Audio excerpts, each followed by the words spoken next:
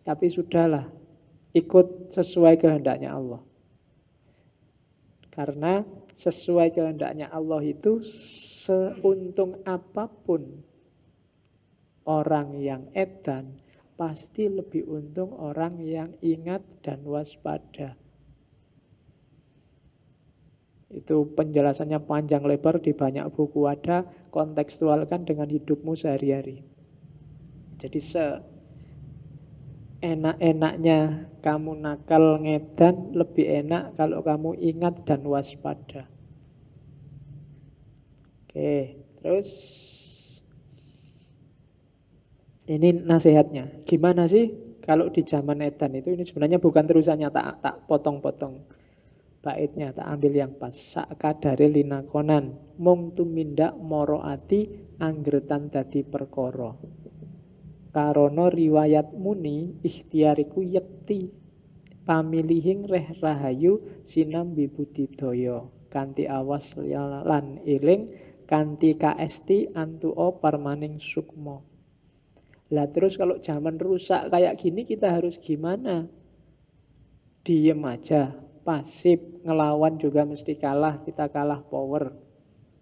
Katanya Rogo Warsito, ya sudahlah, jalani saja sekedarnya, saisamu, sak mampumu. Sekedar menghibur hati, menjalankan tanggung jawab, asal tidak menimbulkan persoalan. Lakukan aja sejauh yang jadi tugasmu. Jangan aneh-aneh. Karena ada riwayat mengatakan ikhtiar itu wajib. Jangan diem aja, kamu juga harus kerja. Yang PNS, yang mahasiswa, apalagi mahasiswa negeri, kalau dipikir-pikir kan mahasiswa negeri itu disubsidi oleh pemerintah. Subsidi pemerintah itu dari pajaknya rakyat sengsara, dan itu sudah mungkin dikorupsi di mana-mana, dipotong, disunati di mana-mana. Kita agak ada dalam sistem yang rusak inilah. Terus piye apa ndak kuliah aja?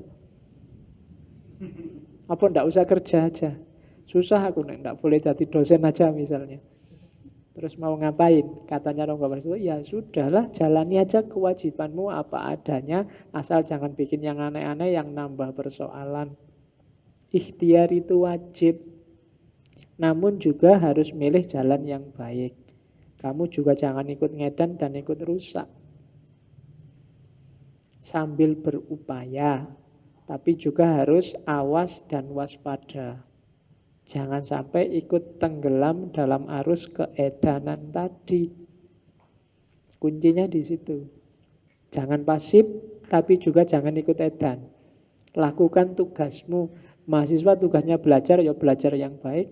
Yang dosen ngajar sesuai kapasitasnya. Jangan ikut-ikutan edan.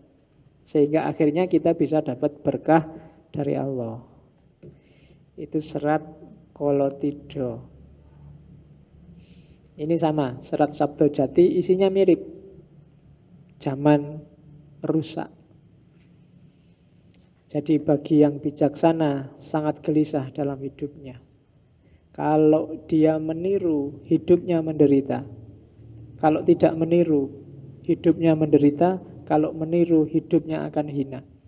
Hitungan saya 4 apa 5 seratnya Ronggo Warsito itu mengeluhkan zamannya. Karena dia ngalami ketika mulai Pakubuwono kerjasama dengan Belanda dan rakyat yang sengsara.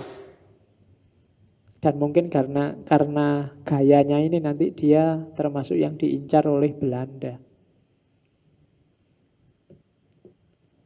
Oke. Ada solusi lagi dari Ronggo Warsito. Kapan sih zaman ini selesai? Waluyone benjing yang wis ana wiku. Memuji ngesti sawiji sabuk lebu lir majnun. Galibetan tudang tuding anacahaken sakehing wong. Selesainya zaman itu besok kalau muncul wiku yang memuji ngesti sawiji, bersabuk debu seperti orang gila, hilir mudik menunjuk sana sini menghitung banyak orang. Ini isyarat. Zaman rusak ini akan selesai kalau ada wiku. Wiku itu di Indonesia kadang diterjemahkan pendeta, tapi sebenarnya maksudnya biksu. Biksu itu secara letterlek artinya orang yang sudah tidak terikat lagi sama dunia. Biksu itu kan pakaiannya aja kuning-kuning, dia tidak pernah memperhatikan bajunya ganti merek apa, fashion show apa, enggak. Dia bajunya kayak gitu terus.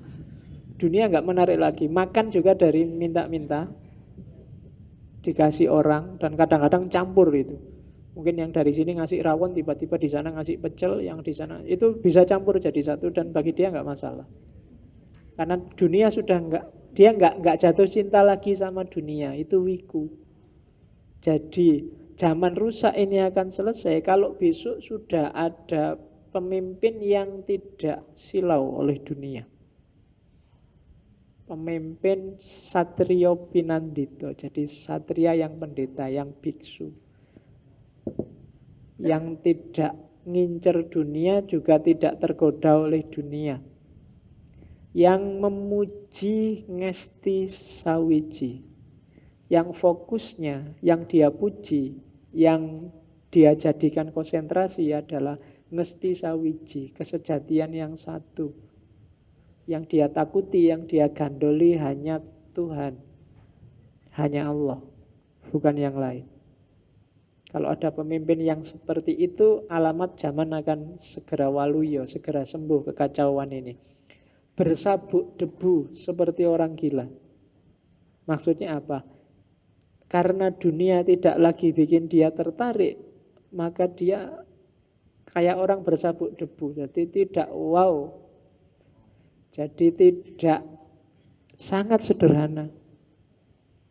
Jadi orang ini kadang-kadang disebut seperti orang gila. Jadi harusnya presiden itu jas-jasan, pakai dasi, wangi-wangian, gayanya kayak orang kaya, pesawatnya, mobilnya merek apa, tapi dia sudah nggak kepincut sama itu semua. Sederhana. Dia orang yang sudah tersadarkan, tercerahkan, makom spiritualnya tinggi. Hilir mudik menunjuk sana sini menghitung banyak orang. Cuma jangan kaget, orang ini akan memanaskan telingamu. Orang ini akan sering bikin kamu kaget. Karena dia tidak takut apapun. Kalau benar dia bilang benar, kalau salah dia bilang salah. Kebenaran itu sering menyakitkan. Maka dia disebut hilir mudik menunjuk sana sini menghitung banyak orang. Jadi dia dunia di level apapun tidak bikin dia tertarik, tidak bikin dia kepincut, sehingga dia sangat berani. Yang benar diomong benar, yang salah dia omong salah. Dan itu menyakitkan telinga. Dianggap orang gila. Jadi katanya Ronggo Warsito, besok kalau ada wiku memuji Ngesti Sawiji, sabuk lebu lir majnun, galibetan tudang tuding, anacahaken sakehing wong, maka berharaplah zaman akan segera cerah lagi. Terus tak sambung dengan serat Sabdo Tomo, tak ambil satu bait aja, sebenarnya agak panjang, untuk mengingatkan kita bahwa lengkungan kalonganing kaluwung probonira kuning abang biru sumurupa iku mung soroting warih wewarahe para rasul dudu jatining hyang manon. Jangan ketipu di zaman kala tidha kala bendu itu lengkungan warna-warni pelangi yang berwarna kuning, merah, biru hanyalah cahaya pantulan air. Menurut Rasul bukanlah Tuhan yang sebenarnya. Jadi mungkin banyak sekali kebenaran yang ditawarkan padamu. Ada yang warnanya biru, warnanya kuning, warnanya merah. Jangan berhenti di situ karena itu hanya pantulannya. Carilah air yang sejati. Jangan gampang ketipu oleh tampilan, oleh pencitraan, oleh gaya, oleh fashion. Karena itu hanya pantulannya saja. Carilah kesejatian. Itu serat Sabdotomo. Dan sebagaimana katanya Rasul, semua yang palsu itu bukan Tuhan yang sebenarnya. Tuhan yang sebenarnya ada dalam kesejatian. Itu serat Sabdotomo. Joko Lodang. Saya tidak tahu, istilahnya khas ya. Kenapa Ronggo Warsito pakai istilah Joko Lodang? Karena manusia yang tercerahkan, manusia yang mengalami puncak pengalaman mistik itu adalah seorang yang Joko dan Lodang. Joko itu kan berarti masih ting-ting, masih murni, masih jernih, dan lodang, dia santai. Tidak kesusu-susu, nggak dipepet-pepet oleh dunia, longgar dia. Cirinya orang yang belum selesai itu dia marah-marah terus, kesusu-susu terus, bingung terus. Tapi kalau sudah Joko Lodang, kamu jernih dan santai, itu berarti kamu sudah selesai dengan dirimu sendiri. Jadi di sairnya Joko Lodang gumandul, praptaning ngetengkrang seruwus, eling-eling pasti karsaning hyang wiji, gunung mendak jurang berenjul, ingusir projo prangkasor. Jadi Joko Lodang datang berayun di antara pohon-pohon. Jadi karena dia sudah santai, ya nongkrong di atas pohon, tidak masalah, ngerokok-ngerokok, ngopi-ngopi, santai, dia sudah selesai. Sudah tercerahkan. Kemudian duduk tanpa sopan. Dia tidak terikat lagi oleh tradisi, tata adat yang tidak hakiki. Maka digambarkan duduk, tidak usah mikir kesopanan, dan berkata dengan keras. Dia mengingatkan orang-orang. Ingat-ingatlah, sudah jadi kehendak Tuhan, besok gunung-gunung tinggi akan merendah, jurang yang curam akan muncul. Kalau bahasa Jawa ini namanya wolak waliing zaman. Zaman akan kebalik-balik. Gunung yang harusnya muncul, dia malah ambles. Jurang yang harusnya di bawah, dia malah muncul. Yang benar jadi salah, yang salah kelihatan benar. Diingat-ingat besok ini. Dan yang kalah perang akan terusir. Jadi bukan yang salah akan terusir, bukan yang keliru akan terusir, tapi yang kalah perang. Besok akan ada kondisi semacam ini, zaman kebolak-balik. Dan yang mengabarkan ini Joko Lodang. Yang sadar kondisi ini adalah orang yang sudah tercerahkan. Orang yang sudah selesai dengan dirinya sendiri dan dengan hidupnya. Tak loncati beberapa bait. Terus ada lagi yang gelisah siapa? Mbok perawan songgowang, duh kiteng kolbu. Kenapa pakai istilah mbok perawan? Kenapa pakai istilah mbok dan kenapa pakai istilah perawan? Perawan sama kayak Joko tadi, ada kemurnian, ada kejernihan di situ. Kenapa mbok? Mbok itu kan semacam kakak atau ibu yang perempuan. Kenapa kakak dan ibu yang perempuan? Karena dalam mbok ada jiwa ngayomi, ada jiwa sayang, ada keibuan yang bisa mengasuh. Ketika Joko Lodang menceritakan besok zaman akan kebolak-balik, kacau dan rusak, yang gelisah pertama-tama adalah mbok perawan. Mereka yang punya kepedulian, punya jiwa momong terhadap lingkungan sekitarnya, yang perawan, yang pikirannya jernih, yang tidak ditunggangi oleh aliran mazhab apapun. Mbok perawan bersedih hati. Cuma kemudian Joko Lodang nabdo malih, Joko Lodang berkata lagi, namun ketahuilah bahwa ada hukum sebab musabab, kepastian yang bisa dibaca. Usahakanlah supaya segera terjadi. Jadi hidup ini ada sunnatullahnya. Siapa menabur, dia akan menanam. Solusinya biar wolak-walik ing zaman itu segera selesai, taburlah yang baik-baik sekarang. Ndak usah nunggu besok, ndak usah kesuwen diskusinya. Sekarang selesaikan itu, besok kita akan panen yang baik. Kalau kita nggak segera menanam sekarang, kita masih gegeran sendiri, saling caci antar kita sendiri sekarang, ndak akan ada panen besok. Maka sekaranglah, itu hukum sebab musabab. Hidup ada sebab akibatnya. Kalau kamu ndak rajin sekarang, pintermu ya tidak besok. Jadi kalau ingin besok pinter, sekarang rajinlah, tekunlah belajar, besok kamu akan pinter. Itu sebab akibat. Kalau ingin Indonesia ini beres segala urusannya besok, kita semua harus tirakat sekarang.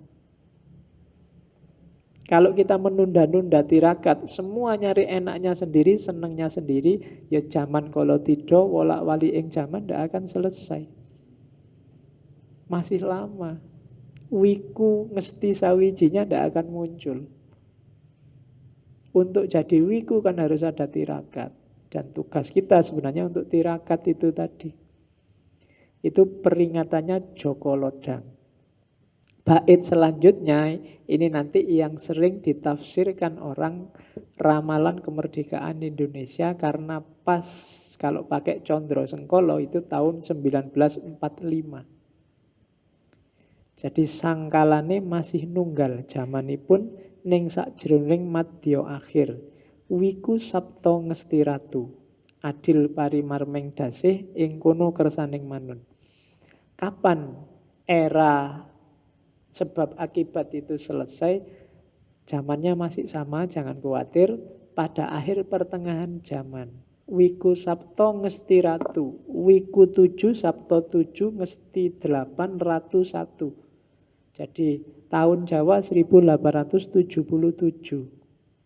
Itu kalau dikonversi tahun Saka 1887 itu sama dengan tahun 1945. Pas.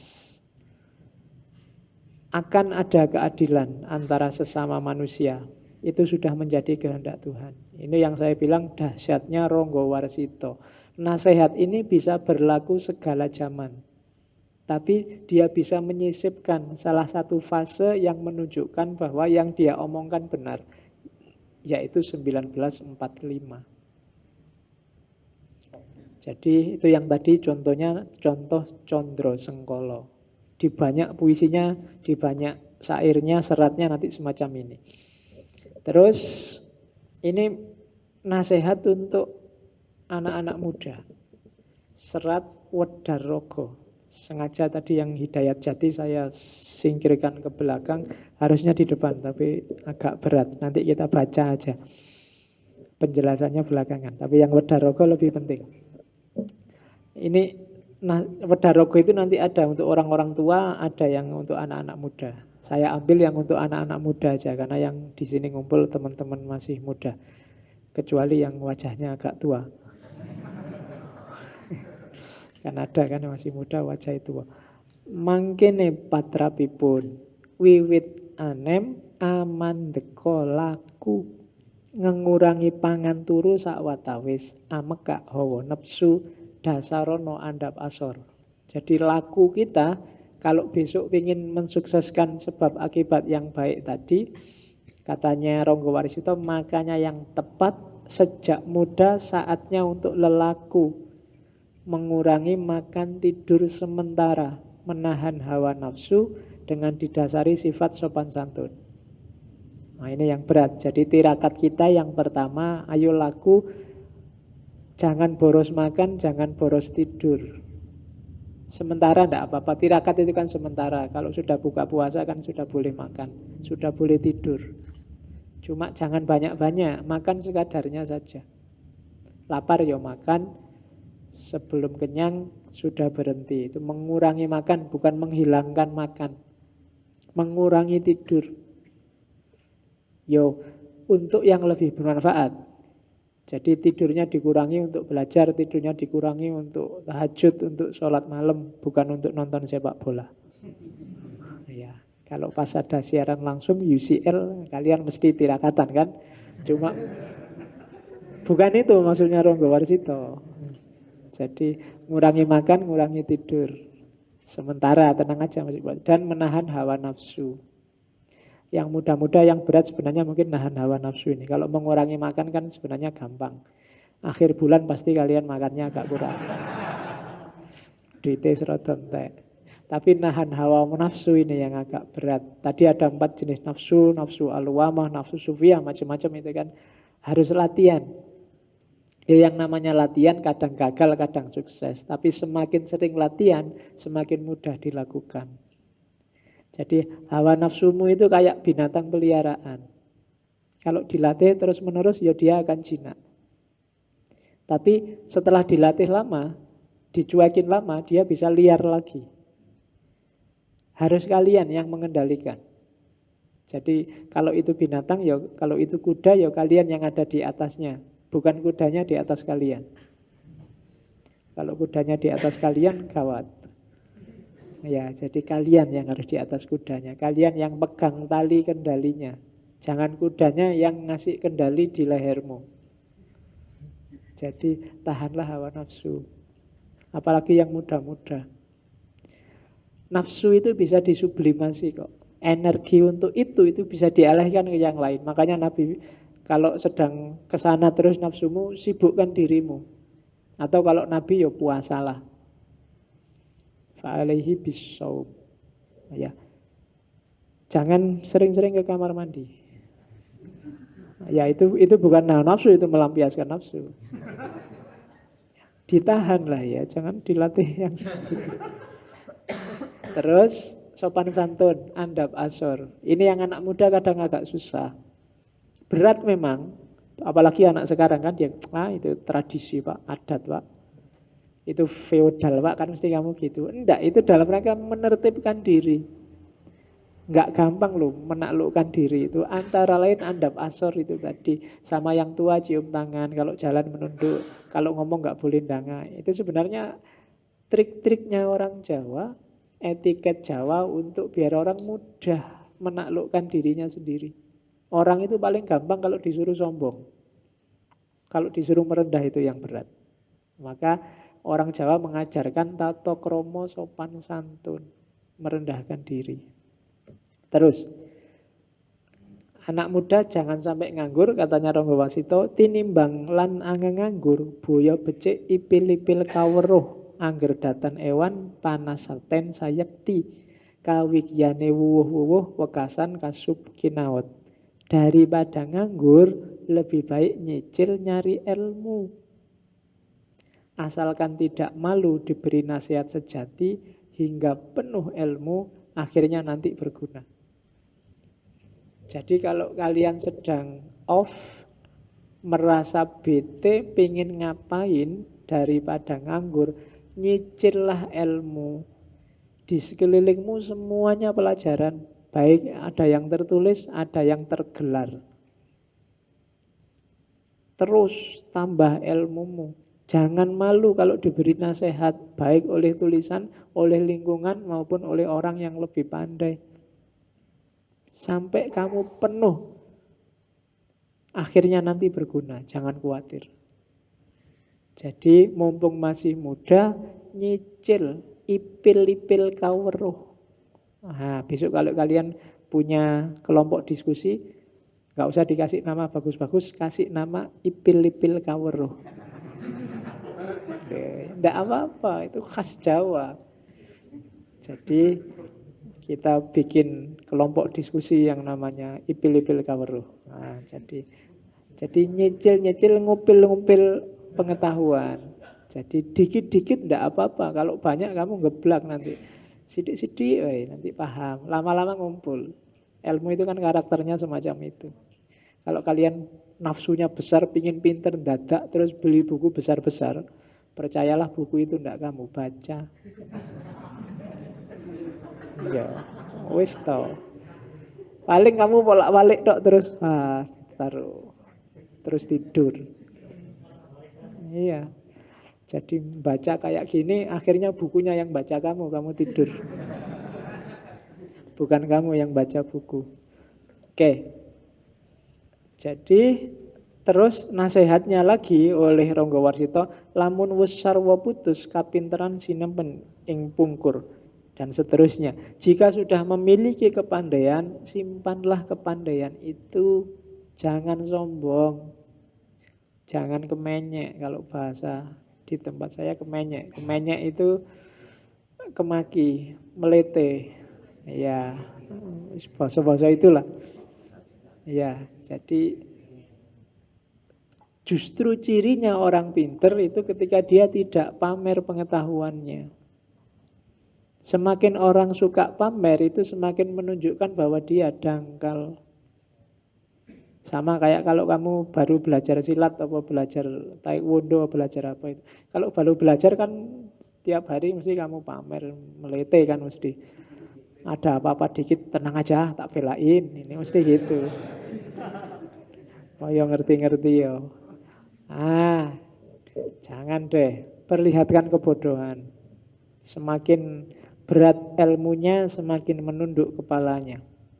Dan jangan salah, di samping rendah hati, gayamu yang menunduk tadi akan mempermudah dalam bertindak tanduk dan berhubungan dengan orang lain.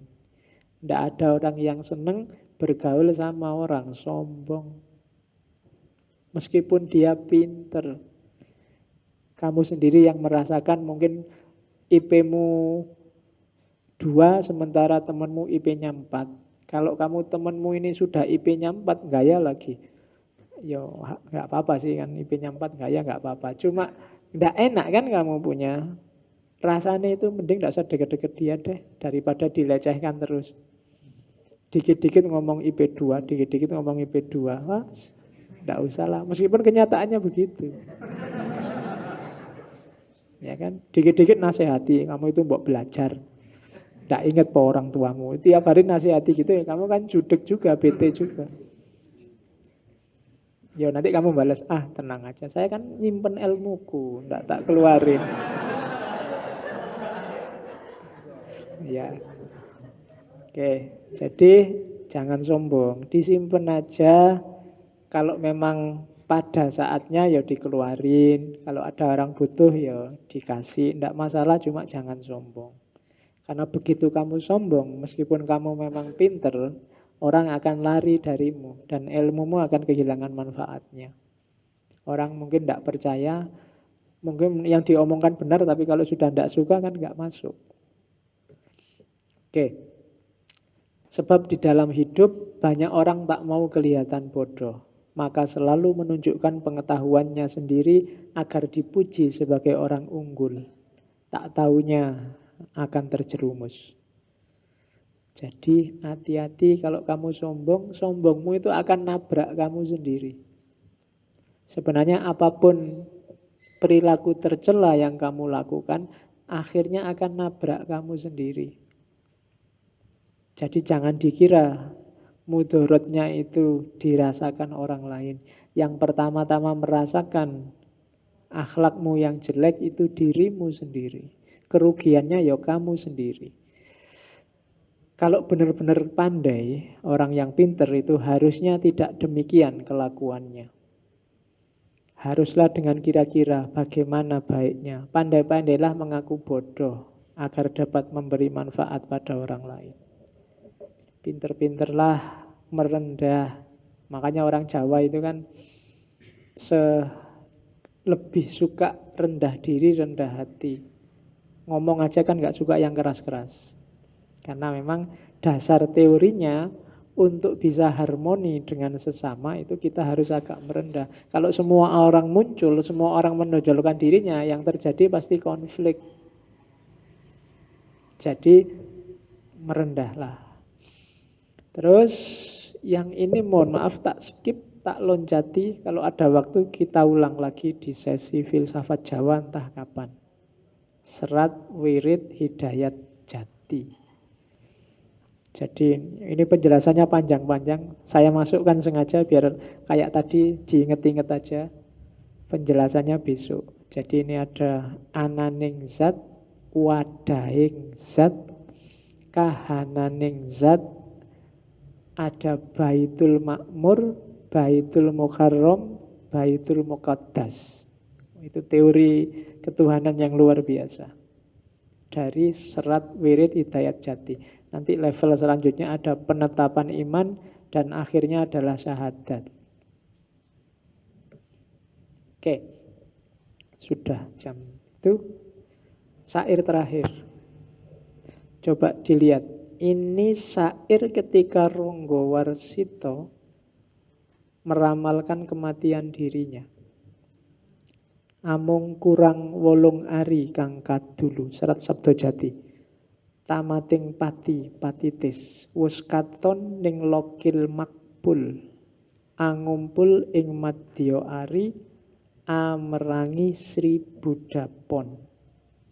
Terlihat hanya kurang 8 hari lagi datangnya kematian. Sudah tiba waktunya.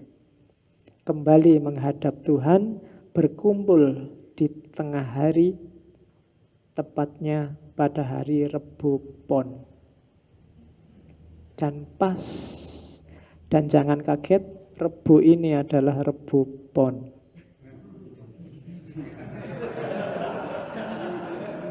Itu sudah diatur oleh Ronggowarsito.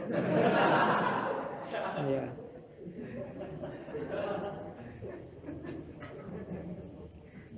Jadi ini dalam rangka haulnya Ronggowarsito kita ngaji tentang Ronggowarsito. Jadi waktunya pas. Ini enggak secara sengaja. Jangan khawatir, ada sebab musabab. Apa-apa ada timbal baliknya. Kalau kita niat, semangat, pada saatnya akan ada banyak kebetulan-kebetulan yang menyenangkan. Termasuk Rebu Pon. Oke, sudah hampir jam 10. Kita tutup dengan doanya Ronggowarsito ya. Itu yang tak sebut tadi Sandi Asmo. Coba dicek di kalimat terakhir. Borong anggo sakwarga Mesi Martoyo. Ya, Mesi Martoyo itu jiwa raga surga yang abadi. Ronggowarsito. Itu namanya Sandi Asmo. Oke. Duh Gusti sageta sabar santoso. Mati sakjroning ngaurip kalis ing reh aruroho. Murka angkara sumingkir tarlen meleng molatsih. Sanitya sing tias mematuh badaring sapudenda antuk mayar sawetawis. Borong anggo sawarga Mesi Martoyo. Semoga kita dapat sabar dan sentosa. Seolah-olah mati dalam hidup. Lepas dari kerepotan, jauh dari keangkara murkaan.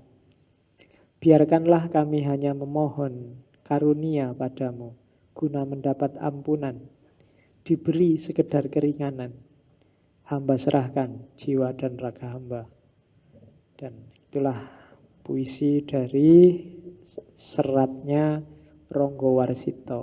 Hidup paling enak itu kalau bisa mati sakjroning urip. Definisinya apa? Lepas dari kerepotan duniawi karena kita tidak terikat lagi, tidak jatuh cinta lagi sama dunia, dan jauh dari keangkara murkaan. Nggak ada orang usil pada orang mati, nggak ada orang begal orang mati, nggak ada orang nipu orang mati. Jadi hidup yang enak itu mati sakjroning urip. Gaya kita juga kayak orang mati. Orang mati itu kan tentrem, nggak repot-repot. Nggak capek-capek melekan, nggak capek-capek nyari uang, nggak capek, santai aja. Ada siaran langsung, listrik mati, ndak apa-apa. Ya kan? Itu mati sakjroning urip. Cirinya orang belum mati sakjroning urip itu masih kagetan, gupuhan, bingungan. Berarti dia masih belum tentram. Dan itu yang nanti banyak diteorikan oleh para sufi. Meskipun Ronggowarsito mengolahnya sendiri khas Jawa. Oke, saya kira itu Ronggowarsito. Bagi saya ini hanya ngincipi. Ngincipi itu mencicip dikit-dikit. Sebenarnya masih sangat banyak, sangat panjang, sangat dalam. Untuk semua tokoh pujangga kemarin, semuanya sebenarnya masih incip-incip. Kalau satu-satu teorinya dibahas, mungkin satu orang bisa 5-6 sesi. Inayat Han, Khalil Gibran, Gote, Ronggo Warsito, itu satu orang bisa 5-6 sesi, bisa satu mata kuliah. Ya, cuma ya keterbatasan waktu dan mood, maka kita kita hanya bisa incip-incip. Yo kapan-kapan, kayak tadi kan sebenarnya kita loncat banyak di serat wirid Hidayat Jati. Puncaknya sebenarnya ada di situ. Itu yang dianggap ensiklopedi Islam kebatinan Jawa. Ya silahkan dibaca sendiri, beberapa penelitian juga sudah ada yang ke situ. Oke, alhamdulillah. Minggu depan kita ganti sesi, biar nggak capek baca puisi terus. Kita minggu depan ganti tema, kita jalan-jalan ke barat, cuma ketemu cewek barat. Ya, kita akan bahas para filosof perempuan. Ya, ya hitungan saya 1 bulan lah ya kita bareng cewek barat. 4 kali Hannah Arendt, kemudian Simone de Beauvoir, kemudian Ayn Rand, dan Julia Kristeva. Ya, kita lihat sedahsyat apa cewek-cewek bule dari barat, pikiran-pikirannya. Oke, saya kira itu. Wallahul muwafiq wal afu minkum. Wallahu a'lam bissawab. Wassalamualaikum warahmatullahi wabarakatuh.